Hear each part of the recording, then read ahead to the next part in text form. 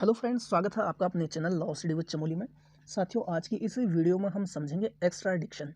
International law में ये हम पढ़ रहे हैं। और साथियों, अगर आपने इस चैनल को लाइक एंड सब्सक्राइब नहीं किया है तो लाइक एंड सब्सक्राइब भी जरूर कीजिए, ताकि ऐसी लॉ से रिलेटेड वीडियो आप तक पहुंचती रहे। तो बिना देरी के स्टार्ट करते हैं। देखिए, इंटरनेशनल लॉ में वह प्रक्रिया है जिसके द्वारा एक राज्य दूसरे के अनुरोध पर अनुरोध करने वाले राज्य के कानून द्वारा दंडनीय और शरण की स्थिति के बाहर किए गए अपराध के मुकदमे के लिए किसी व्यक्ति की वापसी पर प्रभाव डालता है। देखिए, एक्स्ट्राडिक्शन के जो सिद्धांत का आधार है, यानी प्रत्यर्पण के सिद्धांत का आधार सामान्यतः प्रत्येक राज्य अपने प्रदेश के अंदर ही अपने नागरिकों पर अधिकारिता रखता है। लेकिन कभी कभी ऐसी परिस्थितियां उत्पन्न हो जाती हैं कि एक व्यक्ति अपने देश में भाग जाता है, ठीक है, और ऐसी दशा में संबंधित देश उस पर क्षेत्राधिकार रखने तथा उससे दंडित करने में अपने को असहाय पाता है। यह परिस्थिति शांति और व्यवस्था के प्रति घातक है। ऐसी परिस्थिति में शांति तथा व्यवस्था तभी रखी जा सकती है जब उस विषय में राष्ट्रों के बीच अंतर्राष्ट्रीय सहयोग हो। इस प्रकार अपराधियों को दंड देने और सामाजिक आवश्यकता है, ठीक है, समझे। इस प्रकार अपराधियों को दंड देने की सामाजिक आवश्यकता है और इस सामाजिक आवश्यकता को दूर करने के लिए प्रत्यर्पण यानी एक्स्ट्राडिक्शन का सिद्धांत अपनाया जाता है। प्रत्यर्पण अत्यधिक संधियों पर आधारित है। अब हम बात करते हैं, क्या एक्स्ट्राडिक्शन के संबंध में राज्यों की कोई सामान्य कर्तव्य हैं? समझते हैं। एक्स्ट्राडिक्शन के संबंध में राज्यों का कोई सामान्य कर्तव्य नहीं है। प्रत्यर्पण का मतलब एक्स्ट्राडिक्शन। प्रत्यर्पण द्विपक्षीय संधियों पर निर्भर करता है। प्रत्यर्पण का आदेश विद्यमान प्रत्यर्पण संधि के प्रावधानों के अनुसार ही होता है। प्रत्यर्पण संधि की अनुपस्थिति में अंतर्राष्ट्रीय विधि के सिद्धांत प्रत्यर्पण करने के अधिकार को मान्यता प्रदान नहीं करते हैं।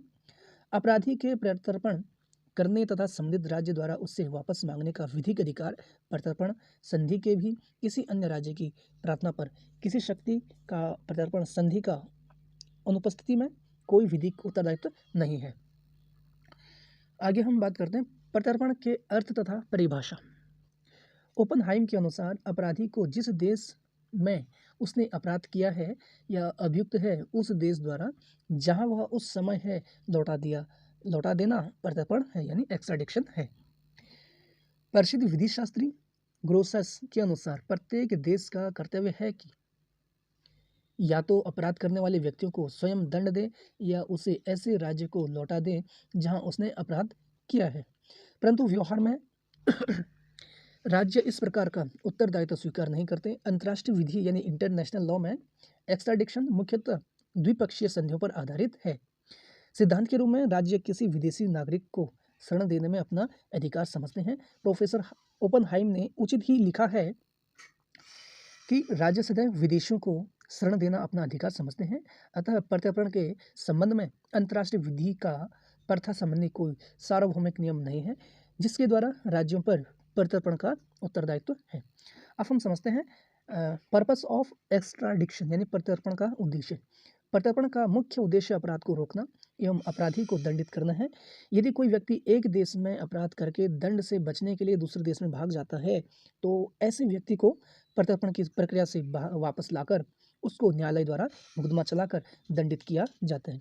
जिस देश में अपराधी भाग कर चला जाता है तथा यदि आपराधिक विधि में कोई तकनीकी या अधिकारिता की कमी के कारण दंडित नहीं किया जाता है तो भी उस देश में जहां उसने अपराध किया है वापस लाकर दंडित किया जा सकता है। ठीक, इंटरनेशनल यानी अंतर्राष्ट्रीय क्षेत्र में आपराधिकता को रोकने एवं कम करने के उद्देश्य से भी प्रत्यर्पण की प्रक्रिया अपनाई जाती है। इस प्रकार अपराध को रोकने में प्रत्यर्पण निवारक का कार्य करता है, यानी प्रत्यर्पण जो है एक्स्ट्राडिक्शन क्या है, निवारक का कार्य करता है।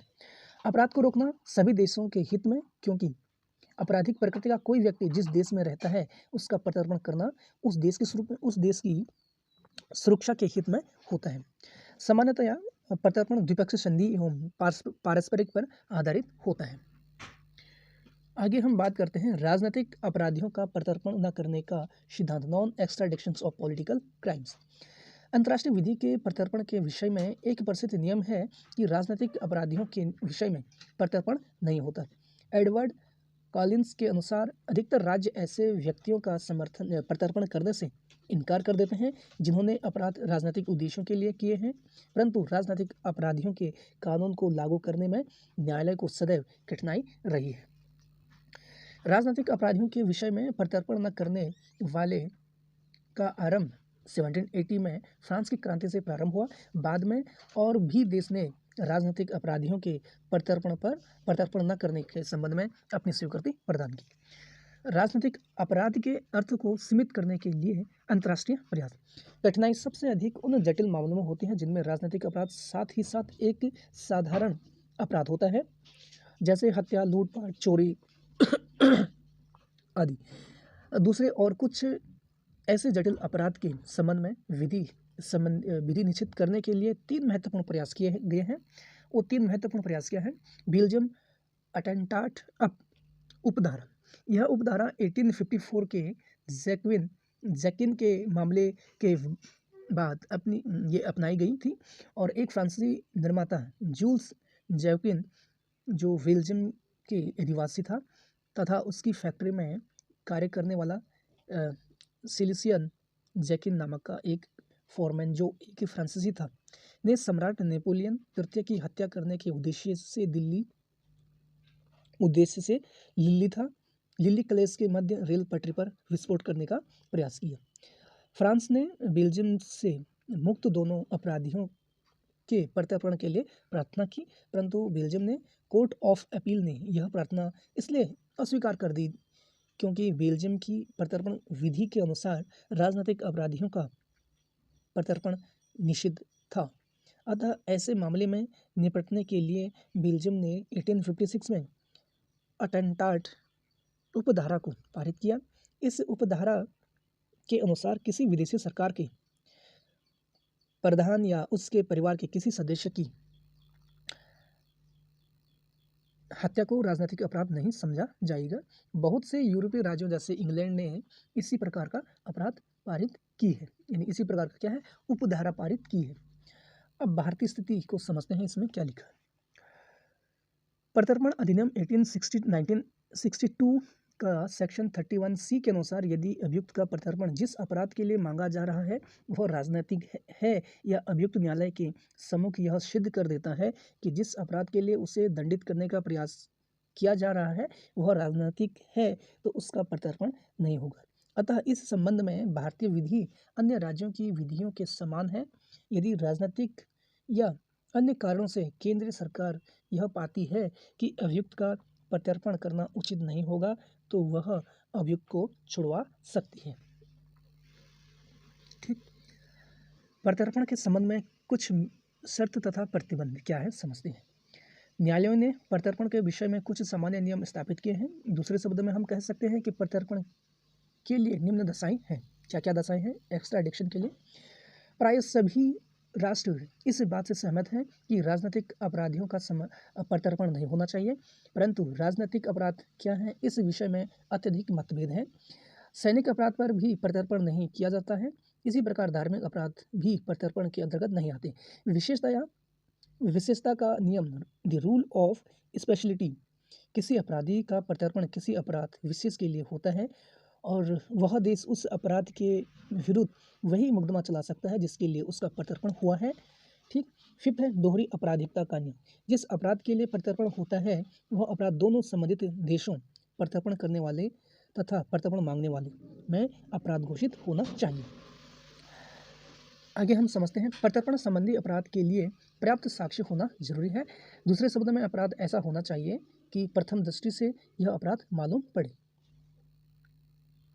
7th है प्रत्यर्पण के लिए प्रार्थना आवश्यक है तथा अन्य औपचारिकताएं भी होनी चाहिए।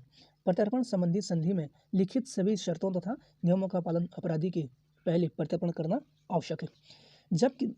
जब किसी व्यक्ति के ऊपर यह दोषारोपण होता है कि उसने किसी विदेशी देश में अपराध किया है तथा संबंधित विदेशी देश उसके प्रत्यर्पण की मांग करता है, तो यह आवश्यक नहीं है कि अपराध के समय अभियुक्त उस विदेशी देश में उपस्थित हो। प्रत्यर्पण आमतौर से द्विपक्षीय संधि पर आधारित होता है। सामान्यतः राज्य अपने नागरिकों का प्रत्यर्पण करना स्वीकार नहीं करते, परंतु इस मत की बड़ी आलोचना की गई है। अब हम समझते हैं, लास्ट पॉइंट है प्रत्यर्पण करने के संबंध में भारतीय विधि के अंतर्गत कुछ जो रिस्ट्रिक्शंस है यानी प्रतिबंध है। भारतीय प्रत्यर्पण अधिनियम 1962 के अनुसार किसी अभियुक्त का प्रत्यर्पण करने के संबंध में निम्न प्रतिबंध है। क्या प्रतिबंध है? यदि प्रत्यर्पण राजनीतिक प्रकृति का है तो प्रत्यर्पण नहीं होगा। जिस अपराध के लिए मुकदमा चलाने को प्रत्यर्पण की मांग की गई है, यदि प्रत्यर्पण मांगने वाला राज्य में उसका समय वर्जित हो गया है तो प्रत्यर्पण नहीं होगा। प्रत्यर्पण संधि में प्रावधान न होने पर अभियुक्त के विरुद्ध उस अपराध के अतिरिक्त जिसके लिए उसका प्रत्यर्पण मांगा जा रहा है, किसी अन्य अपराध को प्रत्यर्पण होने के पहले उसने किया हो के लिए मुकदमा नहीं चलाया जाएगा। यदि अभियुक्त भारत में भी किसी अपराध का अभियुक्त है और यह वह अपराध नहीं है जिसके लिए उसके प्रत्यर्पण की मांग की जा रही है, या वह भारत में किसी अपराध के दंड के परिणाम स्वरूप सजा भुगत रहा है, तो भी ऐसे अभियुक्त का प्रत्यर्पण तब तक नहीं होगा जब तक वह छोड़ न दिया जाए। ठीक, मजिस्ट्रेट द्वारा किसी अभियुक्त को जेल भेजे जाने पर 15 दिन तक उसका प्रत्यर्पण नहीं होगा। ठीक है, इंपॉर्टेंट केस है एक्स्ट्राडिक्शन का। सावरकर केस 1911 का है के बाद में तथ्य तथा उसका निर्णय प्रत्यर्पण की आवश्यक दशाओं में स्पष्ट किया जाता है।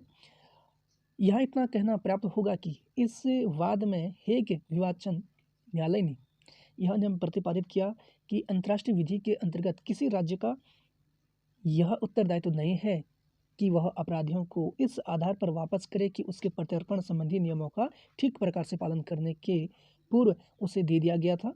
विधि शास्त्रियों के अनुसार यह मत उचित नहीं है तथा फ्रांस सरकार का तर्क अधिक न्यायसंगत था। तो हमने समझा डिटेल में एक्स्ट्राडिक्शन यानी प्रत्यर्पण के बारे में।